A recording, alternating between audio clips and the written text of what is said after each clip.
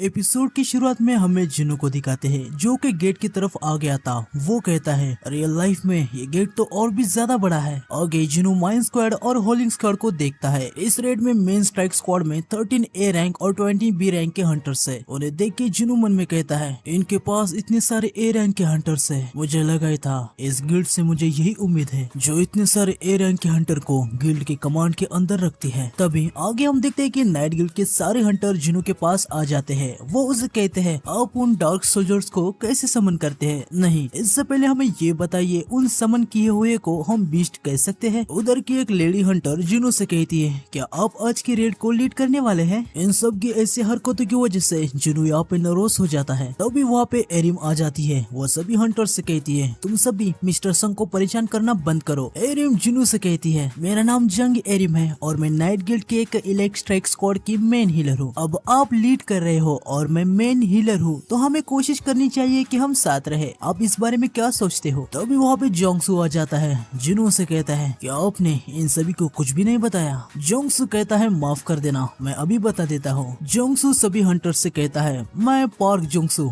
आज की रेड को लीड करने वाला हूँ। इससे सारे हंटर का मूड ऑफ हो जाता है। उनमें से एक लेडी हंटर कहती है क्या सर आप फिर से? अब तो हमारे पास संग जिन्नू है। जोंगसू उन्हें कहता है मिस्टर संग हमें बैकअप देने की चार्ज है ताकि हम सेफ रहे। तभी वहाँ पे एक हंटर आ जाता है और कहता है क्या हमें सच में कोई प्रोटेक्ट करने वाला चाहिए? मिस्टर संग क्या आपको स्ट्राइक स्क्वाड के मेंबर्स वीक लगते हैं? फिर वो अपने मेंबर से कहता है मैंने काफी अच्छा पॉइंट रखा है ना, लेकिन इसके इस हरकत से पीछे के सारे हंटर का मूड खराब हो जाता है। जोंगसू जिन्नू से कहता है हमारे हंटर्स काफी साहसी है। हालांकि अभी जो उसने बात की वो थोड़ी लाइन से बाहर लगती है, पर इसी तरीके से यहाँ की चीजें अच्छी होती है। जिन्नू उनसे कहता है इसका मतलब ये है कि उनके अंदर काफी अच्छा आत्मविश्वास है। जोंगसू मोबाइल पे टाइम देखता है। वो कहता है चलो अभी हमें जाना चाहिए। हम देखते हैं कि सभी लोग काफी ज्यादा एक्साइटेड होकर डंजन के अंदर भागते हुए जाने लगते हैं। आगे हमें हंटर एसोसिएशन की इमरजेंसी ऑफिस को दिखाते हैं जहाँ एक लेडी को कॉल आता है। वो कहती है आपने हंटर एसोसिएशन के इमरजेंसी कॉल लाइन पे फोन किया है। कॉल की दूसरी तरफ से कोई कहता है क्या ये हंटर एसोसिएशन है? लेडी कहती है हाँ, मैं आपकी किस तरीके से हेल्प कर सकती हूँ? कॉल की दूसरी तरफ का पर्सन कहता है अभी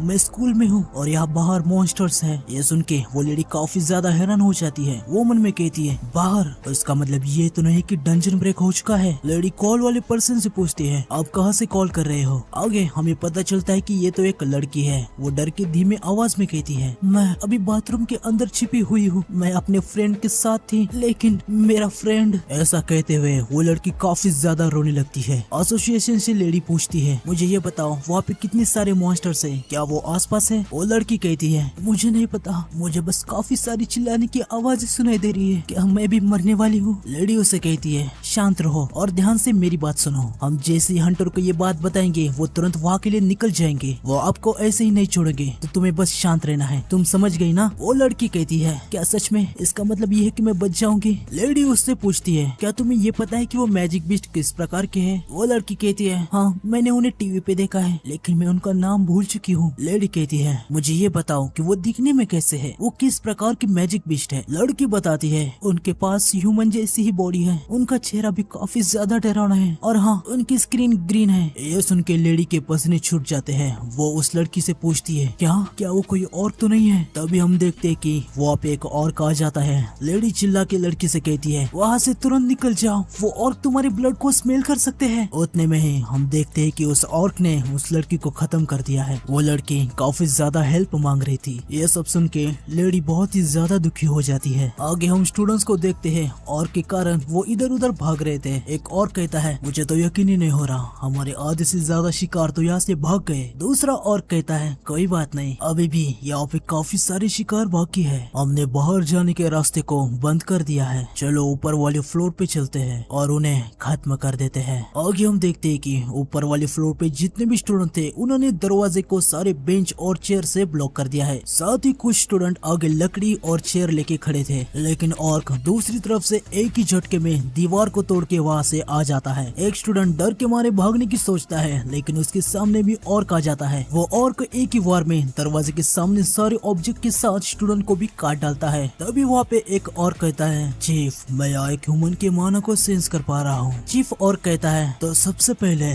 उसे खत्म करो। आगे हम देखते हैं कि जिना और सोंगी भी यहीं पे है। जिन जिन्हा काफी ज्यादा डर जाती है। वो मन में जिनू को याद कर रही थी। आगे हम देखते हैं कि सोंगी ऑर्क के साथ लड़ने के बारे में सोच रही थी। वो जिन्हा से कहती है भले ही मैं एक ई रैंक की हूँ पर मैं एक अवेक हुई बींग हूँ। जिन्हा उसे कहती है नहीं ऐसा मत करो। चीफ कहता है क्या वही ह्यूमन है जिसके बारे में तुम बात कर रहे थे? और कहता है नहीं, मुझे और भी ज्यादा पावरफुल फोर्स महसूस हो रही है जो उस लड़की के साइड में खड़ी है। आगे हम देखते हैं कि ऑर्क जिन्हा पे हमला कर देता है और वो कहता है ये स्मेल उस लड़की से आ रही है, उससे मरना ही होगा। जिन्हा को बचाने के लिए सोंगी उसके सामने आ जाती है, लेकिन तभी जिन्हा के शैडो के अंदर से हाई ऑर्क का शैडो आ जाता है और वो ऑर्क का हमला रोक देता है। आगे शैडो हाई ऑर्क उस ऑर्क को काफी तगड़ा पंच करता है। जिन्हा ये सब देख के काफी ज्यादा हैरान हो जाती है। वो मन में कहती है जिन्हो क्या ये तुमने किया? आगे हम देखते हैं कि हाई ऑर्क शैडो के पंच से ऑर्क स्कूल के छत को तोड़ते हुए बाहर उड़ने लगता है। ये देख के वहाँ का लीडर ऑर्क भी पैनिक हो जाता है। फिर हम देखते हैं कि ऑर्क ने अपने दो साथियों को भी यहाँ पे बुला लिया है। आगे हमें जुनू की तरफ का सीन दिखाते हैं। ये सभी डंजन के अंदर आ चुके हैं और डंजन के अंदर आते ही इनके सामने 2 सर वाला ऑगर आ जाता है। जोंगसू सबको चिल्लाते हुए कहता है ये तो ऑगर्स है, सभी संभाल के रहना। तभी एक ऑगर इन पे हमला करने जा रहा होता है। जोंगसू उसके सामने था, वो अपनी शील्ड को एक्टिवेट कर लेता है। ऑगर का अटैक जोंगसू पे लैंड होता है पर शील्ड के कारण जोंगसू को कुछ भी नहीं होता। जोंगसू तुरंत यूनटाए को आवाज देता है। यूनटाए समझ जाता है। वो कहता है मैं अटैक करने के लिए आगे जा रहा हूँ। हम देखते हैं कि यूनटाए ने ऑगर के आंखों पे हमला कर दिया है और फिर वो अपने बाकी साथियों से कहता है अब तुम लोगों को जितना डैमेज करना है कर लो। तभी सामने से लेडी हंटर अपने वेपन के साथ ऑगर पे हमला कर देती है। दूसरी तरफ से एक और हंटर ऑगर पे हमला कर देता है। ये दोनों मिलके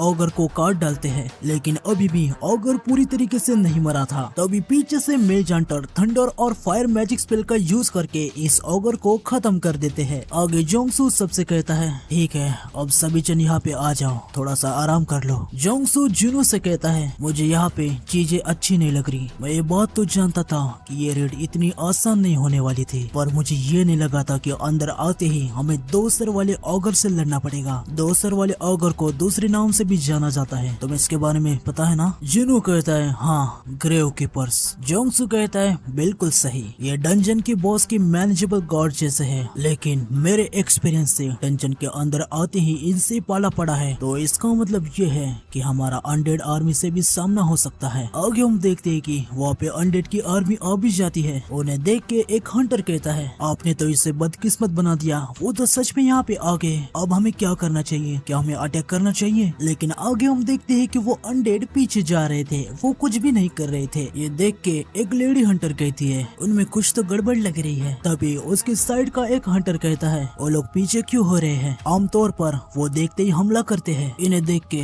ऐसा लग रहा है कि वो किसी चीज द्वारा पीछे जा रहे हैं। यह सब देख के जुनू का मूड खराब हो जाता है। वो मन में कहता है उन्होंने तो मुझसे कहा था कि एक हाई टियर का ए रैंक का गेट है, मैं यहाँ कितना ज्यादा उम्मीद लेके आया था। लेकिन तभी जिनू को जिन्हा के पास के शैडो से खतरा सेंस होता है। वो मन में कहता है मैंने कुछ तो सेंस किया है। वो सबसे कहता है मुझे जाना होगा, एक जरूरी काम आया है। जोंगसू कहता है तुम ये क्या कह रहे हो? तुम्हें पता है ना तुम्हारे बिना हम सभी खतरे में पड़ सकते हैं। जिनू उसे कहता है ठीक है, मैं किसी को बुला लेता हूँ जो मेरी जगह ले लेगा और अभी से वो या तुम्हें और तुम्हारे हंटर को संभाल लेगा। जिनू बेरू को समन कर लेता है। उसे देख के जोंगसू काफी ज्यादा हैरान हो जाता है। वो जिनू से कहता है रुको, क्या ये वही तो नहीं मिस्टर संग? ये तो वही एंट है जो जेजू आइलैंड की रेड से है ना? जिनू कहता है अच्छी बात है, अब मुझे इंट्रोडक्शन देने की कोई भी जरूरत नहीं है, अब से ये मेरी जगह लेगा। जिनू बेरू से कहता है ह्यूमंस को प्रोटेक्ट करो। बेरू जिनू से कहता है दूसरे पिंक के साथ क्या करना है? जिनू उसे कहता है तुम्हें जो करना है कर सकते हो। ये सुन के बेरू काफी ज्यादा एक्साइटेड हो जाता है और एक काफी तगड़ी रोर लगाता है। बेरू की इस रोर से वो जगह कांपने लगती है। यूनटाए कहता है क्या वो ये चाहता है कि हम इस चीज के साथ रेड करें? उधर इस साइड की एक लेडी हंटर उसे कहती है तुम गधे कहीं के, मुझे तो यकीन ही नहीं हो रहा कि तुमने पहले उसके सामने ये बात क्यों नहीं की। आगे हम देखते हैं कि जिनू वहाँ पे और भी एंट शैडोज को समन करता है और वो बेरू से कहता है ये 20 सोल्जर्स तुम्हारे हेल्प के लिए है, इतने काफी होंगे। जिनू वहाँ से जाने लगता है। तभी जोंगसू से कहता है रुक जाओ। तभी एरियम कहती है आप अपने मॉन्स्टर्स को ऐसा छोड़ के बस यहाँ से ऐसे ही जा रहे हो? जिनू थोड़ा सा रेज में आ जाता है और वो उसे कहता है अगर तुम चाहो तो मैं उन्हें हटा दूंगा, लेकिन फिर मुझे नहीं लगता कि ये रेड तुम्हारे फेवर में होगी। जिनू को ऐसा देख के जोंगसू और एरियम पैनिक हो जाते हैं। जिनू शैडो एक्सचेंज टाइम को देखता है पर अभी उसे 1 घंटा घंटा और 42 मिनट्स रुकना पड़ेगा। ये देख के वो कहता है लानत है, ऐसे टाइम पे ये सब चीज क्यों होती है। आगे हम देखते हैं कि जुनू वहाँ से काफी तेजी से बाहर की तरफ भागता है। जोंगसू कहता है तो वो सच में चला गया। यूनटाई कहता है तो अब हम क्या करेंगे बॉस। जोंगसू उसे कहता है जरा रुक जाओ, मुझे सोचने दो। जुनू काफी तेजी से गेट से बाहर की तरफ जा रहा होता है। वो मन में कहता है जिन्हों के अंदर के शैडो सोल्जर्स से मुझे लगातार सिग्नल्स आ रहे हैं, मुझे इसकी बैड फीलिंग हो रही है। आगे हम देखते हैं कि जुनू के सामने काफी सारे अनडेड आ जाते हैं। जुनू पहले ही काफी ज्यादा तेजी में था। वो अपने डैगर्स को निकालता है और काफी तेजी से आगे बढ़ने लगता है। वो उन अनडेड से कहता है मेरे रास्ते से हट जाओ। आगे हम देखते हैं कि सारे के सारे अनडेड नील करने लगते हैं और जुनू के लिए रास्ता बनाने लगते हैं। जुनू भी ये देख के काफी ज्यादा हैरान हो जाता है। वो कहता है ये क्या चल रहा है, क्या वो मेरे सामने इसलिए नील कर रहे हैं क्योंकि मैं एक हाई क्लास का जादूगर हूँ जिसके पास अनडेड को कमांड देने की एबिलिटी है। आगे जुनू एक काफी बड़ा जंप लगाता है और काइसल को समन करता है। जुनू काइसल के साथ गेट से बाहर आ जाता है। सारे लोग जुनू को देख रहे थे। वो कहते हैं देखो वो तो संग जुनू है ना। जुनू काइसल से कहता है तुम जितना तेजी से जा सकते हो उतनी तेजी से मेरे बहन के पास चलो। आगे हम देखते हैं कि जुनू गेट के अंदर से मोनार्क का डोमेन स्किल को एक्टिवेट करके आया था। फिर हमें जिन्हा की तरफ का सीन दिखाते हैं जहाँ हाई और की शैडो और को बुरी तरीके से खत्म कर रहे होते हैं। हाई और के सामने जितने भी और थे उन्होंने उन सभी को खत्म कर दिया है। ये देख के स्टूडेंट्स कहते हैं क्या उन मॉन्स्टर्स ने अभी हमें बचाया है, क्या वो हमें प्रोटेक्ट कर रहे हैं। जिन्हा हाई और को गौर से देखती है। उसे पता था कि ये जुनू का सोल्जर है। वो कहती है क्या जुनू यहाँ पे आया है। वो जुनू को आवाज देने लगती है और आगे जा रही थी। तभी हाई और जिन्हा को रोक देता है और उसे खिड़की की तरफ इशारा करके बताता है कि जुनू वहाँ से आ रहा है। आगे हमें डंजन के बॉस को दिखाते हैं। उसके सामने चीफ ऑर्क था। वो बॉस से कहता है आखिरी रोक को हटा दिया गया है। मैं ग्रोक्टर रेड ब्लेड ट्राइब का चीफ हूँ और अभी मुझे कोई भी नहीं रोक सकता। तभी वहाँ पे एक ऑर्क ग्रोक्टर से कहता है ग्रोक्टर हाई ऑर्क का एक ग्रुप ह्यूमंस की हेल्प कर रहा है। ये सुन के ग्रोक्टर कहता है हाई ऑर्क्स वो कितने हैं। ऑर्क बताता है सर 3 हैं। ग्रोक्टर गुस्से में कहता है great orc warriors 3 high orc को भी नहीं संभाल पा रहे, चलो मुझे वहाँ पे ले चलो, अभी उनको खत्म करने का समय आ गया है। आगे हमें जोंगसू की तरफ का सीन दिखाते हैं जहाँ पे शैडो एंट्स इधर उधर जा रही थी। उन्हें ऐसा देख के कुछ हंटर मन में कहते हैं मुझे बाहर जाना है, अगर वो हमारे दुश्मन हो गए तो हम क्या करेंगे। जोंगसू मन में कहता है हम यहाँ पे ऐसे ही चुपचाप नहीं बैठ सकते, अगर हमने ऐसा किया तो बाहर इंतजार कर रहे रिपोर्टर्स को मौका मिल जाएगा। ठीक है कोई बात नहीं, कुछ समन के हुए बीट से डर के हम इस रेड को नहीं छोड़ सकते, चलो ऐसे करते हैं। तभी अचानक से जोंगसू के सामने बेरू आ जाता है जिससे उसकी हालत टाइट हो जाती है। वो काफी ज्यादा डर जाता है। वो मन में कहता है क्या यार इसने तो मुझे डरा ही दिया। जोंगसू बेरू से कहता है क्या अब हम आगे चले। बेरू से कुछ भी नहीं कहता।